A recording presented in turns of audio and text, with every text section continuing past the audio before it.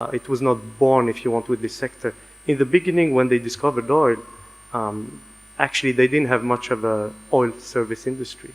So what we basically, in the chapter we wrote with Fuad, we went and looked at basically the legal framework at the time.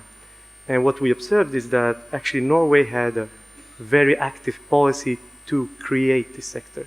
For example, they had laws and regulations that forced international companies to basically show local agency the list of tenders, right? And they often, at least according to what we read, often they made sure that Norwegian companies won at least many of those bids. The other thing is that there were also regulations forcing international companies to basically invest or actually spend 50% of their R&D in Norway. So basically, well, you might argue, is it really the only reason why Norway managed to have this oil service sector or not? But it was there, and we suspect it played a major role. The alternative is basically the strategy of taking advantage of the having oil and gas and creating a petrochemical industry, which is good in itself. Of course, it generates revenues.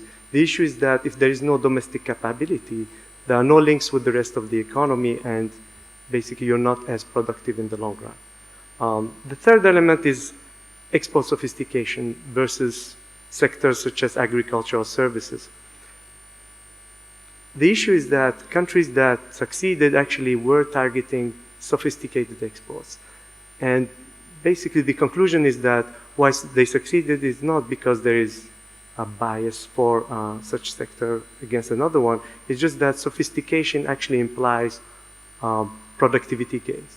It implies much more links with the rest of the economy. So more positive effects, if you want.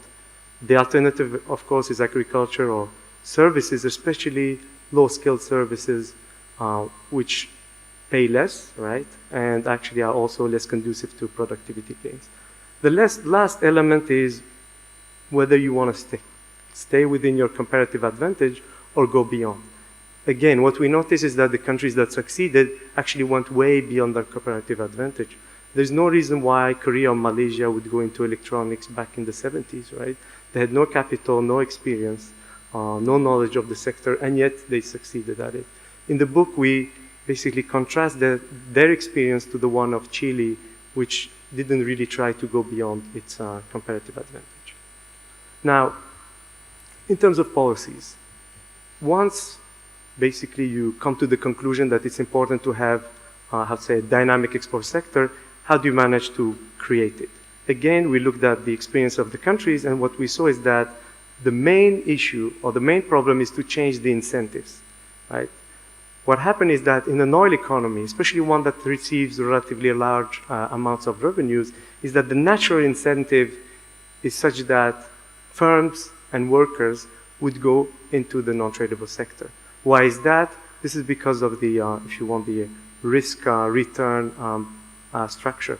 It makes more sense to go into the non-tradable because there is less risk, and in an oil economy, you will make basically more profits on a shorter period.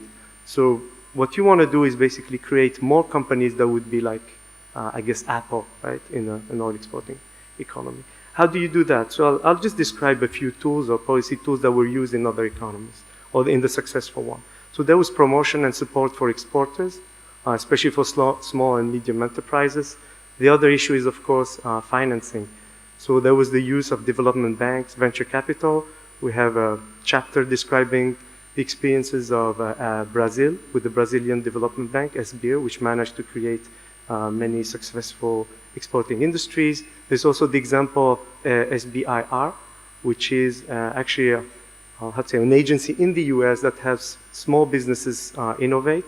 So we describe that and talk about how this experience is very successful. So even advanced countries have agencies promoting innovation. There's also the important role of export promotion agencies, which help firms market and learn about foreign markets, right? Market their goods. The third element is clusters, right? So it's not just about encouraging exports or encouraging firms that would export sophisticated goods, but you need clusters, right? they need to work with each other. You need kind of a critical mass. And we described the example of Singapore, which managed to create a biotech cluster employing tens of thousands of highly capable engineers and technicians. Now, you may tell me, well, these policies are known, many countries are already using them, so why is this helpful? Or why is this, let's say, peculiar? The two last elements are basically what are the patterns that made these policies successful. The first one is that there was purpose, right? It was purpose specific. Everything these countries that succeeded did, they had kind of in mind these export industries, right? For example, if they invested in infrastructure, this infrastructure was in general geared toward helping this export sector. Same thing for human capital. So when they were educating students, they had in mind the sectors they were creating. There's the example of Korea, of Malaysia, which basically trained a lot of engineers in electronics because they had in mind this sector. The last point is actually very important, is the accountability framework. So what we argue is that given this market failure, you need state intervention. The issue is that if you have a state intervention, you need accountability. You cannot just support firms, sign blank checks, right? You need to enforce market signals. This is, of course, very difficult, but nonetheless important to do. The second side, or the second aspect, so we talked about changing incentive for firms, but you also need to change incentive for workers, because it's the same. They're also not naturally pushed toward going to this, sophisticated export, sectors. The first element actually is true for most oil exporting economies, right? When the government or the public sector acts as the employer of first resort, it distorts the incentives in terms of investment in human capital, right, and training and so on. So the first issue, of course, is change this incentive such that more people, especially the young, would go into these sophisticated export sector. The second element, of course, education. So what we did in the chapter with Fuad is that we looked at an aspect that is less studied, which is early childhood education. And what we observed is that among the oil exporters, although there's huge investment in education, whether in absolute term or in percentage, early childhood actually is lacking. And there's a lot of research about its importance and its long-lasting positive effects.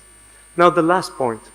Of course, a lot of people, actually even among economists, believe that it's all about culture, right? So some countries succeeded, like Korea, for example, because they had a culture that was conducive to this type of, industry. So what we observe is that actually first, culture is not something constant, and also that some countries consciously changed their own culture, right? So what happened is that Korea in the 60s and 70s, they had a program called Samolundong, which means all together. And the goal of this program was to change the mindset of people of the countryside. It was later expanded to the whole country. So we have a chapter written by Huk-Ju Kwon, who's a specialist of this program, and he describes how this program basically started with very modest means, right? So they would go to the villages and they would offer them to give them half the funding for some infrastructure, and then it would be for the people to organize themselves, provide the other half of the funding, and actually 100% of the labor. So the results are actually pretty staggering. Within 2 decades, this program basically managed to build thousands of miles of roads, hundreds of bridges, even factories. So it really changed the behavior of the communities, how they basically perceived themselves, and they set to themselves much more ambitious goals. So the point is not just to, of course, Xerox what happened somewhere, but the conclusion is that there are conscious policies to change kind of what is perceived as cultural behavior, and it could be translated or, I would say, adapted to the local culture, to the local history to make it work. Now, let me just sum up basically the key elements. So the point, of course, is not to pick winners, right? But to create them, right? To create an environment and help them thrive.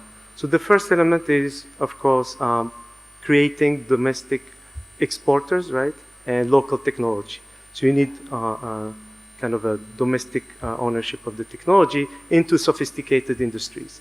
And you need to do it early on. So that's what we noticed. So these countries kind of leapfrogged very early on. Although they were relatively poor, they actually started with very ambitious goals, and they jumped pretty fast. The second point is, what needs to be done is to pick a sector rather than a firm. So this is the point made by Philippe Aguillon in the book. So he says, don't pick specific firms, pick a whole industry, and then let firms compete inside the country and outside the country.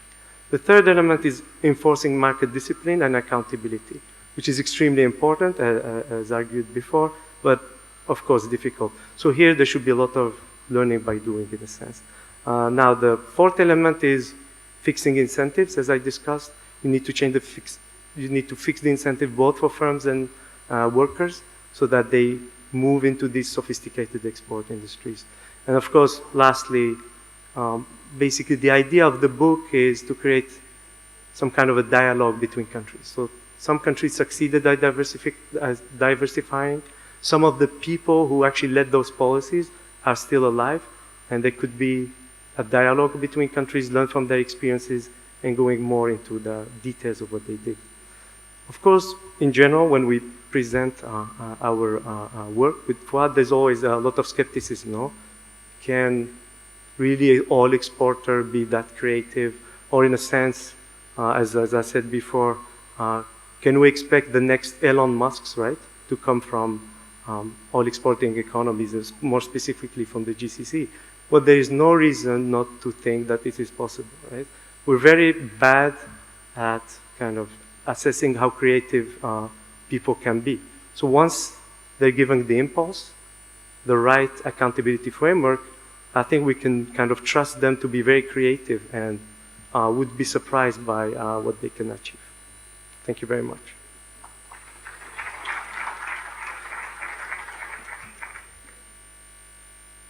Thank you, Mr. Rida Sharif and Fouad Hassanov.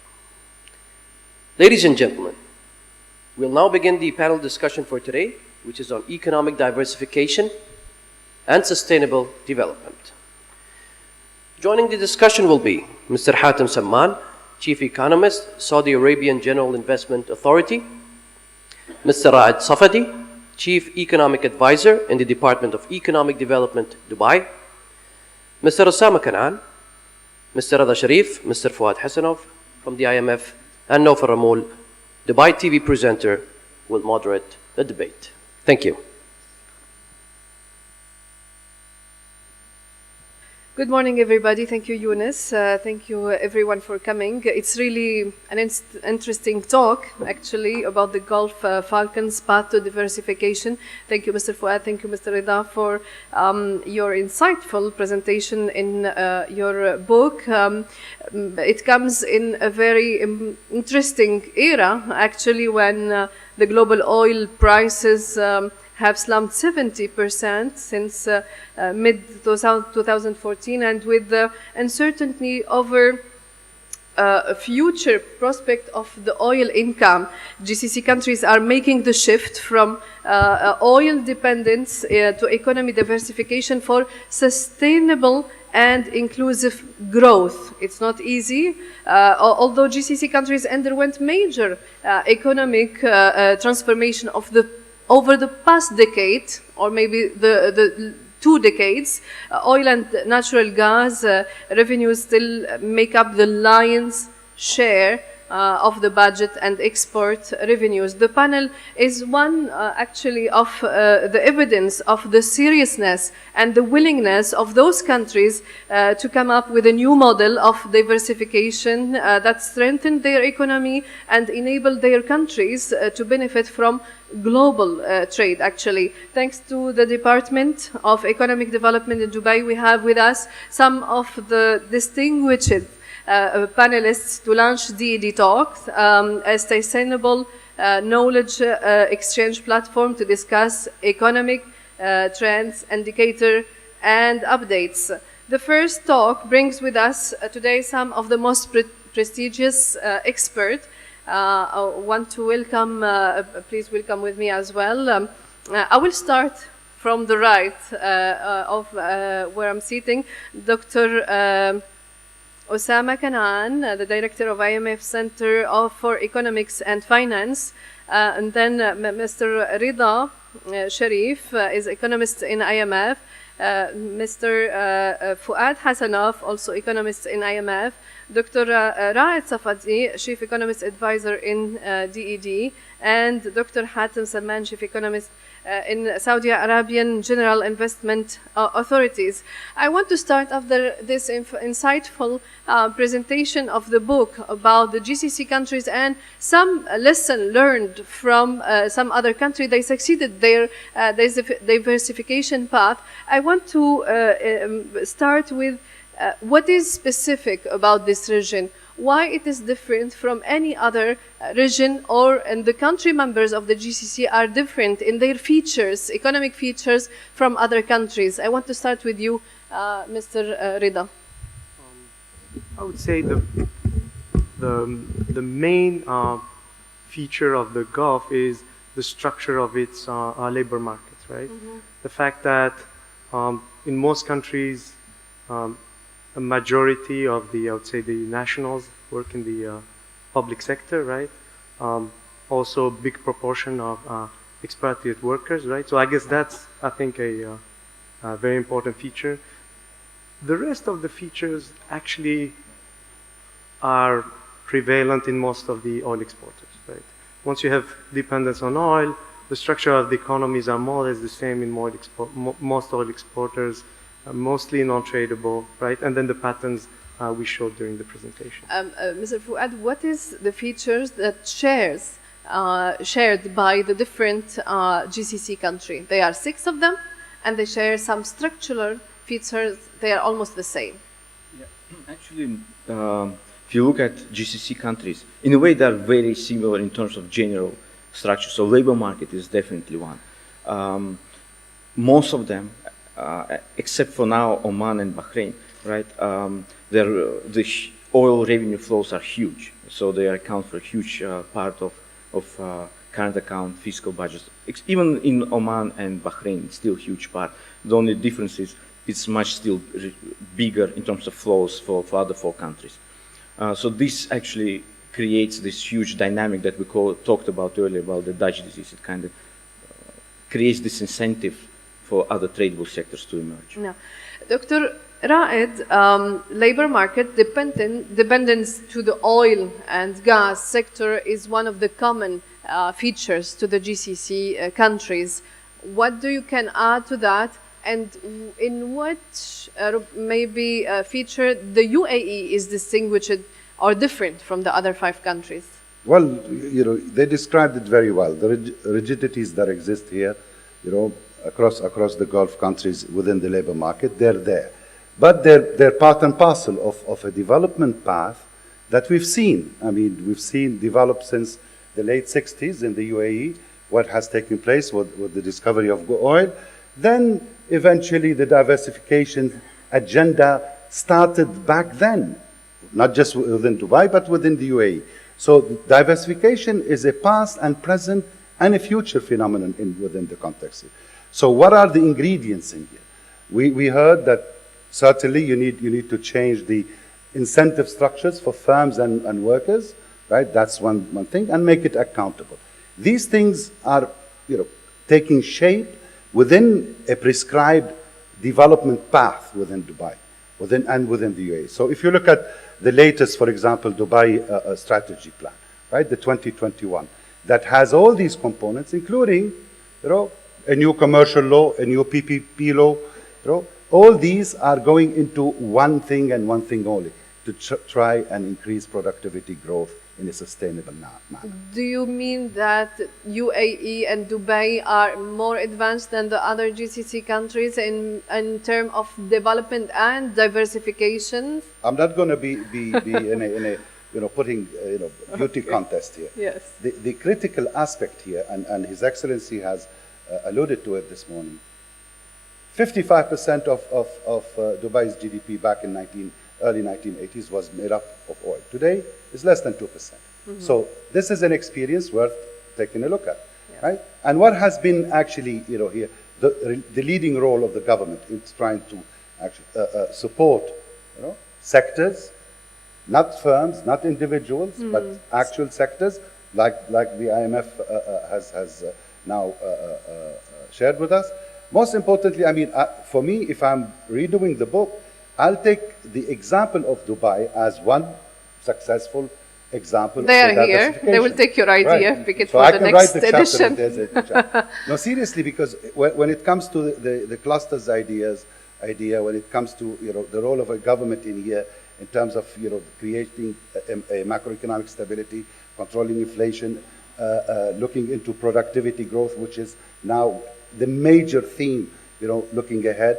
These are all aspects that form part and parcel of Dubai's experience so far.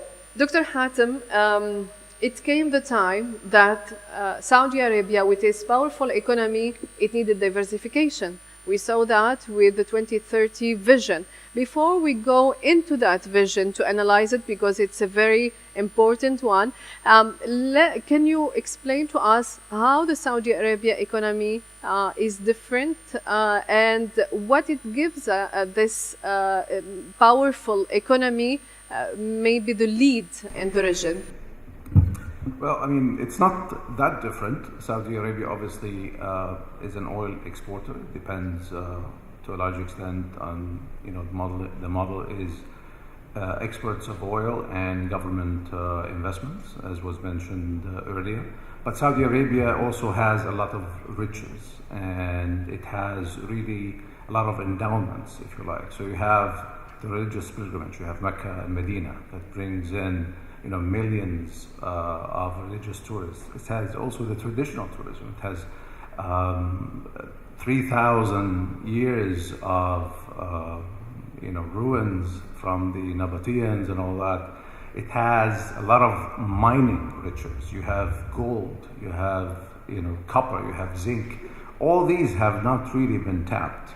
So the concentration was really on oil and on petrochemicals. And these things, by the way, they feed into the export sector, manufacturing, for example. So when we're talking about, automobile industries, right? And there was, I think, an Isuzu manufacturing that was established in the eastern region, taking advantage of the energy sector and the aluminum sector. And they all depend on energy to give them the cheaper price relative to other countries. So Saudi Arabia is really full of riches, and the transformation program that we will talk about essentially will leverage those things. Yeah, Dr. Osama, when I come back to you, we stated that the Gulf countries are very powerful in terms of GDP, in terms of development. They are moving forward. They are leading in many sectors. And yet they have to came to the point that we have to diversify. What is the relationship between economic diversification and sustained growth? I think for sustained growth, of course, you have to have the encouragement of sectors with high productivity gains. And this is a point that Fuad and Rida have made. I would like just to complement it by saying that one precondition is the development of public sector institutions in order to actually be able to make a judgment and select the sectors. We don't even have to talk about firms, the sectors that are appropriate, those goods in the export sector that need to be encouraged. And I think for the GCC countries, there's different countries are at different stages with regard to institutional development. Why? Because in some countries, the public sectors are developed enough to have the know-how and the knowledge and the capacity to be able to select the appropriate sectors. And in others, you have some deficiencies with regard to the governance. So I think, while I agree with the main thesis that's presented by my colleagues, I would just be a bit more cautious in saying that there is a lot still to be done by some of the GCC countries in terms of the institutional development in the public sector. Second, I think that while substantial progress has been made in improving the business environment in many of these countries and in advancing education and in enhancing the physical infrastructure, public sector physical infrastructure of the countries. Still, a great deal of productivity gains can be made just by actually removing impediments to private sector growth. For example, in some countries, we still have impediments to access to the market by certain investors, including for foreign direct investment, some restrictions that are hindering the development of really a free and establishing a level playing field, you know, so no bias between firms that are tied to the state and others. So while I agree that there's a lot of benefit of having a leading hand of the state to make sure that productivity gains are reaped, especially in the export sector, yes, I would say there's a lot to be done with regard to removing the impediments. Also with regard to education, I think a great deal of progress has been done on education, but I think in order for the full gains to be reaped in the export sector, still there needs to be yes, an emphasis on the quality of education as well as on vocational training. Yeah, but actually what I understood that it's good to take the decision, but it comes with a trick if you want to diversify, and this trick is really the challenges that it comes with it.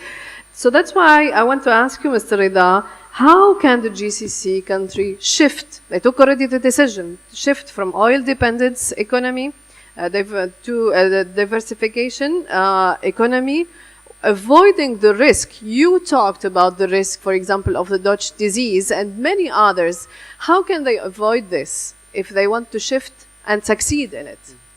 So, to a large extent, actually, the Dutch disease, well, it's difficult, of course, to measure it, but it already happened in a sense, right? So, and it's, by the way, it's pure economic force. It has nothing to do with the institution, right? It's called Dutch disease because it happened in the Netherlands. And that's what showed it happened in Norway. So these are pure economic forces that pushes industries and people toward the non-tradable sector. Now, what the GCC countries can do, right, is basically, or at least the experience of the successful countries show, is that there was state intervention to change this incentive. Now, the modalities of this state intervention, of course, has to be adapted to today's reality, to today's world. And I would say not just state intervention, I would say that the state intervention has to have in mind something important, which is recognizing the technologies of the future. And I think that's what is important in doing so. It comes with the challenges, Mr. Fuad. How can they avoid? What are the challenges? If they know the challenge in the GCC country, they will avoid them. What challenges they have to face after stating the structure of their economies? So, I mean, much skepticism and many issues that we usually face when we talk about these issues is that, well, maybe lack of skills, maybe lack of financing or know-how, or how do you go into certain industries, and how do you choose the industries where So it's this whole spectrum of actually questions and issues there that may be challenging. And I'm not going to deny that it's an easy job. So it is going to be challenging. There will be failures along the way, but the issue is to keep going. So just one example, for example, of Korea, when they started their shipbuilding industry. In the 60s, 70s. When they started, they didn't have any skills. They didn't even know how to build a ship. They didn't have enough financing, and they still decided to build the biggest shipyard in the world because their goal was to build it and export it. It comes in parallel, everything all together? Everything has to come in parallel. So the idea would be you can start with a certain smaller set of industries. You don't have to go global, right? You start certain smaller set of industries, and you target it, and then you decide what skills do I need, what institutions do I need, what financing do I need to make this thing happen over certain periods of time. And that's exactly what many countries do. Dr. Raed, so what it has to be done is business environment, education, reforms, labor training, what I got from the ideas here. In 2021 vision, the UAE will benefit from a sustainable and diversified economy. This is, I am quoting here from the 2021 vision of the UAE. What is the key here? How to go there? Is it started already to go and reform many other sectors to get to this goal? The 2021 vision is not a standalone vision that comes in absentia of what has been taking place the last 30, 40 years, right? It's a continuum. So you had the previous plans and then this plan. Then the continuum, you'll find a focus, a continuous focus on the value of education, right? And mention was of the ECE, the early childhood education system, right? And the need to start from there. So we cannot, change an education system between now and have an outcome in 2021. That change has been, and that reform has been taking place. So its fruits will be coming online. And therefore, it's a continuum. The ECE plus, all the other, the K to 12, they call it, and then the tertiary education. What you have there is a shift towards a STEM-like, science, technology, engineering, math, types of educational outcomes, right? And in doing so, you will change the composition of, private, public sector employment, right? So you do not just say instituted by law and say, well, thou shalt not increase the public sector employment, during the next 2 years, but rather have people vote with their own education choice which sector they go to, and if you manage to get them into the STEMs, then